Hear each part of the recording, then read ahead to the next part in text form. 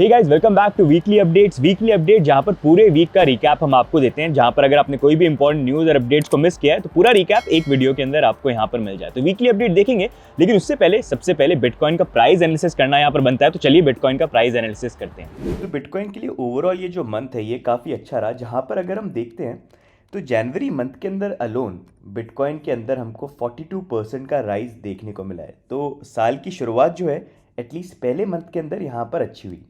लेकिन एक जो चीज़ हम यहाँ पर बात करें कि अभी जो करंट रैली आई है यहाँ पर इम्पॉर्टेंट ये है कि बिटकॉइन की प्राइस अगर यहाँ पर ये $24,500-800 का जो अब एरिया, ये $24,800 ही आप मान लीजिए, जहाँ पर हमारा 200 वीकली मूविंग एवरेज आता है। एंड हमारी प्रीवियस ये ट्रेंड लाइन जो हम बता रहे हैं कि काफ़ी स्ट्रॉन्ग ट्रेंड लाइन है जिसको हम फॉलो कर रहे हैं यहाँ पर, वो एग्जैक्टली इसी जोन पे आते हैं। अभी तक बिटकॉइन की प्राइस उसको क्लोज नहीं कर पाई है। इनफैक्ट वीकली हमारी ओपनिंग भी जो है अभी इन एरिया के नीचे यहाँ पर है। एंड ये एरिया काफ़ी ज़्यादा क्रूशल है क्योंकि अगर मूवमेंट करना है तो इसको ब्रेक करना थोड़ा सा इंपॉर्टेंट रहेगा। मोस्टली फर्स्ट टेस्ट के अंदर ब्रेक होने के चांसेस कम होते हैं अनलेस एंड अनटिल कोई बहुत अच्छी न्यूज़ और अच्छा वॉल्यूम यहाँ पर हमको देखने को मिले, तभी वो पॉसिबिलिटी हो सकती है, नहीं तो थोड़े से रिजेक्शन के चांसेस हो जाते हैं। एंड दूसरी चीज़ यहाँ पर ये कि हमने ये बात करी थी कि ये जो अभी करंट मूवमेंट है काफ़ी ज़्यादा मैच करता है अगस्त सितंबर 2021 के मूवमेंट के साथ, जहाँ पर प्राइस का राइज आया था और फिर करेक्शन आया था। करेक्शन भी अगर आप देखोगे, देखो वही ट्रेंड लाइन है। एंड फिर उसके बाद प्राइस के अंदर दूसरा जंप हमको देखने को मिला था। तो उस अकॉर्डिंग पॉसिबली हो सकता है हमको सेम चीज़ यहाँ पर भी देखने को मिल जाए। उस अकॉर्डिंग कुछ चीज़ मैच भी कर रही है। जैसे अगर मैं आपको डेली चार्ट के अंदर लेके जाऊँ तो डेली चार्ट में अगर आप देखोगे ना, यहाँ पर करंटली 50 डेली मूविंग एवरेज और 200 डेली मूविंग एवरेज, इनका दोनों का क्रॉस ओवर यहाँ पर होने वाला है। एंड यही जो चीज़ है हमको प्रीवियसली यहाँ पर भी देखने को मिली थी। जो मैं चीज़ अभी आपको यहाँ पर बता रहा था वही चीज़ हमको यहाँ पर भी देखने को मिली थी। एंड यहाँ पर भी जब क्रॉस ओवर हुआ था उसके आसपास ही अगर आप देखोगे ना, ये देखो क्रॉस ओवर होने से पहले यहाँ पर देखो इस टाइम पे हमको करेक्शन का लेवल जो था वो देखने को मिल गया था।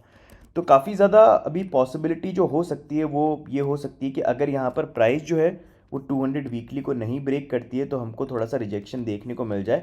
एंड उसकी जो डेट हो सकती है पॉसिबली वो यहाँ पर 1 या 2 फेब को हो सकती है, क्योंकि उस टाइम के अराउंड जैसा हम बात कर रहे थे प्रीवियस वीडियो में भी मैंने कवर किया था कि 2 फेब को 12:30 AM IST यहाँ पर FOMC के इंटरेस्ट रेट का अनाउंसमेंट होने वाला है। अभी मार्केट क्या थोड़ा सा बुलिश है, वहाँ पर इंटरेस्ट रेट का वो क्या अनाउंसमेंट करते हैं एंड अनाउंसमेंट के बाद बेसिकली मार्केट किस तरह से रिएक्ट करता है वो काफ़ी ज़्यादा इंपॉर्टेंट है। क्योंकि अभी ग्लोबल मार्केट्स जो हैं वो ठीक ठाक तो चल रहे हैं, लेकिन काफ़ी लोगों का बोलना है कि they are at a very fragile condition, जहाँ पर कुछ भी कभी भी हो सकता है। तो काफ़ी लोगों का जो एक्सपर्ट्स हैं उनका तो पूरे फाइनेंशियल मार्केट को, सिर्फ क्रिप्टो की बात नहीं कर रहा हूँ, उसको लेके उनका उसी तरह से बोलना है। तो थोड़ा सा we need to be careful. ठीक है, पॉजिटिव यहाँ पर प्राइस मूवमेंट आ गया, लेकिन वी स्टिल नीड टू सी कि यहाँ पर जो प्राइस है वो क्या 200 वीकली के ऊपर जाती है नहीं जाती है। जब तक हम उसके ऊपर जाते नहीं है we still need to be careful. ठीक है, तो उस अकॉर्डिंग आप देखना है, थोड़ा सा ध्यान रखना। अभी 2 फेब को यहाँ पर जब अनाउंसमेंट आता है FOMC का, तो उसके बाद प्राइस का रिएक्शन क्या होता है। इन वर्स्ट केस अगर थोड़ा सा हम बुलिश लेके अगर बात करें कि जैसे करेक्शन का लेवल आ गया, तो अभी भी यहाँ पर सिनेरियो हम यही देख रहे हैं कि करेक्शन का लेवल है तो मैक्स यहाँ पर आप ये मान लो 19,000 का जो जोन है ना, ये थोड़ा सा $100-200 ऊपर नीचे हो जाए, वहाँ तक आए एंड फिर वो सपोर्ट होल्ड करे, नीचे नहीं जाए, सपोर्ट यहाँ पर होल्ड करे and possibly like this, something like this, ऊपर जाके थोड़ा सा फिर ये करेक्शन एंड फिर नेक्स्ट मूवमेंट के अंदर ब्रेकआउट करने की कोशिश करें तो वो पॉजिटिव है। लेकिन ये तभी सही रहेगा जब प्राइस का जब करेक्शन आता है हम यहाँ तोड़ के नीचे नहीं चले जाए। अगर तोड़ के नीचे चले जाए तो पूरा ये मूवमेंट जो है ये एक फेक आउट बन जाएगा। तो this is something that you can watch out for. बाकी फंडिंग रेट जो है वो अभी नॉर्मल ही है, लोग अभी भी मिडिल ग्राउंड पे हैं, ना ज़्यादा बुलिश है ना बेयरिश है, तो इट्स ओवरऑल सिमिलर, इतना कुछ देखने के लिए भी है नहीं। अब नेक्स्ट मूविंग ऑन, इस वीक की इंपॉर्टेंट न्यूज़ और इवेंट्स को देखते हैं। तो सबसे पहले अपडेट है FTX की तरफ से, जहां पर फार्मिंगटन के अंदर सैम बैंकमैन-फ्रीड का एक अकाउंट था और अकाउंट उन्होंने रखा था FTX डिजिटल मार्केट्स के नाम से, जहां पर अराउंड $50 मिलियन इन्होंने रखे हुए थे।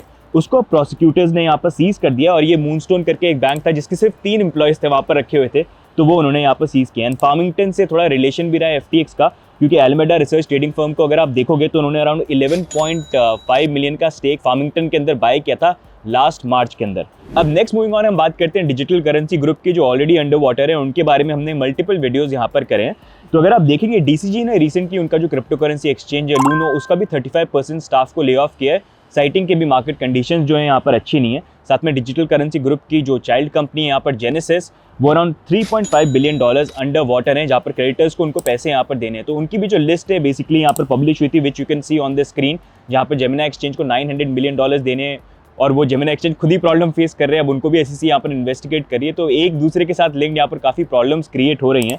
बट एनीवेज यहाँ पर फाइलिंग से पता चला कि जेनेसिस को तो वैसे सबको पैसे देने हैं यहाँ पर, लेकिन एक इंसान है जिससे जेनेसिस को पैसे यहाँ पर लेने हैं, वो है यहाँ पर रॉजर वेयर, जो जिनको बिटकॉइन जीसस भी एक टाइम पे बोला जाता था। बिटकॉइन कैश को लेके काफ़ी वोकल वो यहाँ पर रहे हैं। तो उन्होंने बेसिकली यहाँ पर एक ऑप्शन की ट्रेड ओपन कर रखी थी, जहाँ पर उन्होंने $20.9 मिलियन जो है वो लूज़ कर दिए, जो उनके एक्सपायर हो गए थे 38 दिसंबर 2022 पे। तो वो उनको पे बैक करना बाकी है। तो वो यहाँ पर फाइलिंग में एक इंटरेस्टिंग न्यूज़ यहाँ पर निकल के आई। अब नेक्स्ट मूविंग ऑन, सेल्सियस की अपडेट की बात करेंगे। तो एक और क्रिप्टो फर्म जो अभी अंडर वाटर यहाँ पर चल रही है, उन्होंने ये बोला कि हम यहाँ पर कंसिडर कर रहे हैं एक पॉसिबिलिटी जहाँ पर लोगों को पे बैक करने के लिए हम एक नए टोकन को यहाँ पर री इशू करें और फिर थोड़ा सा रीऑर्गेनाइज करके जो भी एग्जिट बैंकरप्सी प्रोसीजर होता है वो सब फॉलो यहाँ पर कर सकते हैं। अब अगर आप देखेंगे ये बड़ी एक इंपॉर्टेंट चीज़ है, मतलब नया टोकन इशू करना, तो वो टोकन की वैल्यू क्या रहेगी और कौन उसको बाय करेगा। But this is something that they have been pitching. वैसे इफ आई रिमेंबर करेक्टली, ये चीज़ एक बार बिटफिनिक्स ने किया था जब उनका आई थिंक एक्सचेंज हैक हुआ था। दिस वाज बैक इन 13 या 14 या 16 उस टाइम पे हुआ था। तो उन्होंने टोकन को इशू किया था और बाद में वो खुद ही उसको बाय बैक करके चीज़ें कर रहे थे। लेकिन वहाँ पर सिचुएशन डिफरेंट थी, क्योंकि वो तो एक्सचेंज हैक हो गया था। यहाँ पर तो जो एक्सचेंज के लोग हैं उन्होंने ही पैसों के साथ गैम्बल किया, तो पैसे लूज हो गए हैं। तो उनको ट्रस्ट करना भी ऐसे टोकन के साथ इट्स रियली हार्ड सीइंग कि सेल्सियस टोकन को कैसे किस तरह से इन्होंने मैनिपुलेट करा था। लोगों को बोलते थे बाय करो और खुद ही लोगों के ऊपर यहाँ पर डंप करते थे और अपने फैमिली को यहाँ पर ये फंड करते थे। बट एनीवेज देखना पड़ेगा सेल्सियस का केस भी जो है किस तरह से यहाँ पर आगे सॉल्व होता है। लेकिन सेल्सियस को लेके अभी काफ़ी फर्म्स जो हैं वो सामने निकल के आए। जैसे अगर आप देखेंगे बाइनेंस हो गया and bank to the future digital asset investment, साथ में गैलेक्सी डिजिटल, कंबल लैंड और ऐसी बहुत सारी फर्म्स हैं जो अप्लाई कर रहे हैं सेल्सियस को एक तरह से बिड करने के लिए कि वो यहाँ पर बाय करें। तो ये भी इंपॉर्टेंट रहेगा देखना कि इनमें से बिड जो है कौन जीतता है। बाइनेंस जीतता है कि जैसे वॉयजर की बिड जो है बाइनेंस ने यहाँ पर जीती, क्या लगता है आपको? Late us no. कि नेक्स्ट मूविंग ऑन, एसईसी ने फिर से यहाँ पर बिटकॉइन स्पॉट ETF को रिजेक्ट किया है।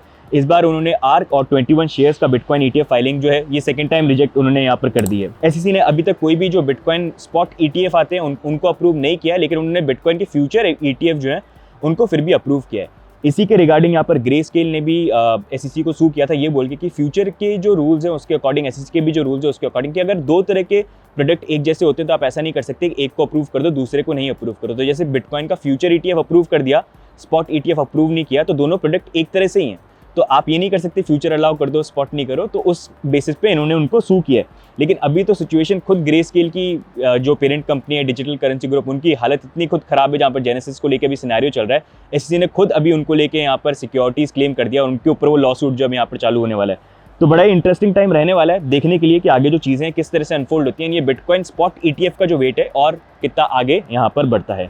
बाकी नेक्स्ट मूविंग ऑन, इस वीक टेस्ला की Q4 की फाइनेंशियल रिपोर्ट भी आई, जहाँ पर रिवील हुआ कि अभी भी वो जो बिटकॉइन है उनको हॉडल कर रहे हैं। ऑल्दो मेजॉरिटी बिटकॉइन तो उन्होंने सेल कर दिया, लेकिन अभी जो बचे कुछ अराउंड 9720 बिटकॉइन है वो उन्होंने अभी भी हॉडल कर रखे हैं। एंड उसकी अगर आप देखोगे एवरेज बाइंग कॉस्ट जो इनकी पड़ जाती है वो पड़ जाती है अराउंड $32,000, जो थोड़ी सी यहाँ पर ऊपर है। तो अभी तक तो ये जो थोड़े से अमाउंट के बिटकॉइन है they are still holding, and let's see आगे भी क्या कंटिन्यू करते हैं हॉडल करना या फिर और बिटकॉइन को बाय करते हैं। क्या लगता है आपको? Do let us know in the comments. बाकी नेक्स्ट मूविंग ऑन हम बात करते हैं एल सल्वाडोर की। तो उन्होंने अपना 900 मिलियन का यूरो बॉन्ड जो ड्यू था जनवरी के अंदर उसको फाइनली पे बैक कर दिया इंटरेस्ट के साथ। एंड ये काफ़ी एक इंटरेस्टिंग चीज़ है, क्योंकि अगर आप देखेंगे एल सल्वाडोर ने जब से बिटकॉइन को as a legal tender adopt किया है, जब से वो बिटकॉइन के अंदर इन्वेस्टमेंट कर रहे हैं, तो काफ़ी बड़े बड़े जो लोग हैं उन्होंने ये बोला कि एल सल्वाडोर जो है इस पेमेंट के ऊपर डिफॉल्ट कर जाएंगे। काफ़ी मेजर मीडिया आउटलेट्स ने बोला, क्योंकि बिटकॉइन को अडॉप्ट किया है और कंडीशन अच्छी नहीं कंट्री की, वो पे बैक कर ही नहीं सकते। लेकिन उन्होंने यहाँ पर फाइनली उन सबको एक तरह से गलत प्रूफ कर दिया एंड इन अ वे ये शो कर दिया कि उनकी कंट्री के लिए for the time being dollar and bitcoin as a legal tender कहीं ना कहीं यहाँ पर वर्क कर रहा है। बाकी नेक्स्ट मूविंग ऑन, इथेरियम को लेके वितालिक बुतेरिन ने ये बोला कि इथेरियम को लेके अब प्रिवेसी के काफ़ी ज़्यादा यहाँ पर कंसर्न्स बन जाते हैं, क्योंकि अभी ठीक है हम प्रूफ ऑफ स्टेक के ऊपर मूव हो गए, एनर्जी कंजम्पशन जो था वो काफ़ी ज़्यादा कम हो गया है एंड आगे जाके धीरे धीरे जो ट्रांजेक्शन कॉस्ट है वो भी नीचे आ जाएगी। लेकिन लोगों की जो प्रिवेसी है ना वो ईजिली पब्लिक हो जाती है इथेरियम के अंदर। मतलब people can just look at your wallet and आप देख सकते हैं आप क्या बाय करो, आप क्या चीज़ करो, जैसे इंटरनेट पे होता है। तो उसके कारण आपकी लोगों की जो प्रिवेसी है वो इतनी ज़्यादा यहाँ पर रहती नहीं है। तो वो एक बड़ा चैलेंज है, that is something that they are looking into and possibly हो सकता है काफ़ी सारे आइडियाज़ है, जैसे मिम्बल विम्बल हो गया, तो वो एक कॉन्सेप्ट हो सकता है जो वो इंप्लीमेंट करने की कोशिश करें। लेकिन प्रॉब्लम यहाँ पर ये है कि प्रिवेसी जहाँ पर भी इस तरह की इंट्रोड्यूस होगी, जैसे मिम्बल या मोनेरो को भी कॉपी करने की कोशिश करते हैं, तो वहाँ पर आते कंट्रीज जो हैं उन टेक्नोलॉजीज़ के साथ कंफर्टेबल नहीं है, बिकॉज फिर उन ट्रांजेक्शन्स को ट्रैक करना मुश्किल हो जाता है।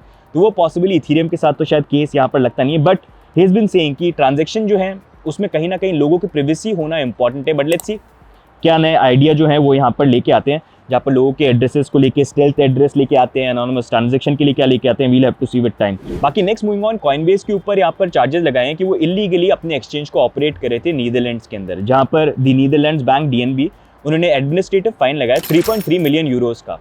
नीदरलैंड में यूजुअली अगर यहाँ पर कोई एक्सचेंज रन करता है तो उनके रूल्स के अकॉर्डिंग ये है कि आपको रजिस्टर वहाँ पर करना पड़ता है, जहाँ पर Dutch anti money laundering and anti terrorist financing act उसके अकॉर्डिंग रजिस्टर करके आपको लाइसेंसेस वगैरह लेने पड़ते हैं। लेकिन इस चीज़ में कॉइनबेस ने मिस किया, उनकी यूरोप एक्सचेंज ने, और इसी कारण उन्होंने ये फाइन्स जो हैं कॉइनबेस के ऊपर यहाँ पर लगाए हैं। तो गाइस ये हो गए इस वीक के इंपॉर्टेंट न्यूज़ और अपडेट्स। अब नेक्स्ट हम देखते हैं टॉप गेनर्स और top losers of the week.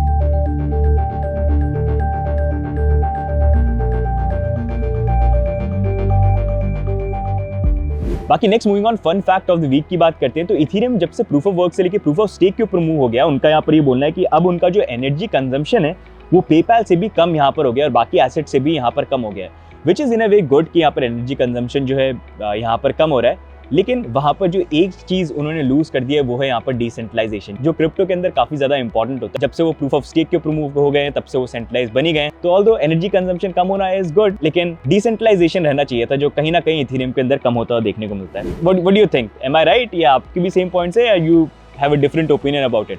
Do let us know in the comments. तो गाइस ये हो गए इस वीक के वीकली अपडेट्स। आई होप आपको ये वीकली अपडेट जो है अच्छे लग रहे हैं। अगर अच्छे लग रहे हैं तो please do like, do subscribe, it always keeps us motivated. बाकी आपके क्या व्यू पॉइंट्स हैं यहाँ पर मार्केट को लेके, डू लेट अस नो। बाकी मिलेंगे हम अगले अपडेट में, तब तक के लिए bye and take care, bye bye.